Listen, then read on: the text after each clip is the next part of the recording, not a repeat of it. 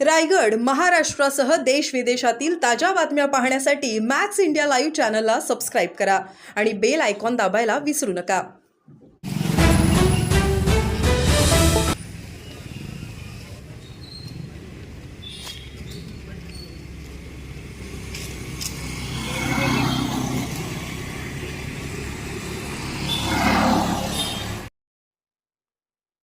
आपल्याकडे सध्या सर्वत्र सण उत्सवाचा माहोल असून सर्वत्र अतिशय आनंदात आणि उत्साहाने सण साजरे केले जातात.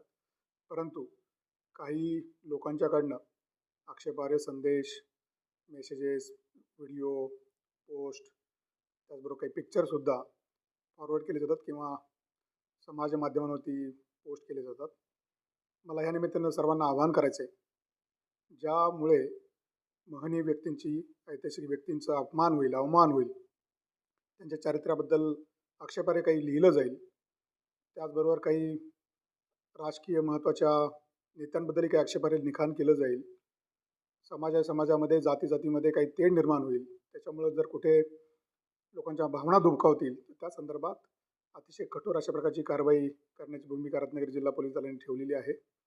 त्यामुळं मला आपल्या माध्यमातून सर्वांना विनंती करायची आहे की अशा प्रकारच्या कुठल्याही प्रकारच्या धार्मिक भावना दुखवणारा, इतरांचा अवमान करेल, इतरांच्या भावनांना ठेच पोचेल अशा प्रकारच्या कुठल्याही पोस्ट समाज माध्यमांवरती, जसं व्हॉट्सॲप आहे, फेसबुक आहे, ट्विटर आहे, इंस्टाग्राम आहे किंवा इतर अनेक समाज माध्यम आहेत, त्याच्यावरती सोशल मीडियावरती पोस्ट करू नयेत.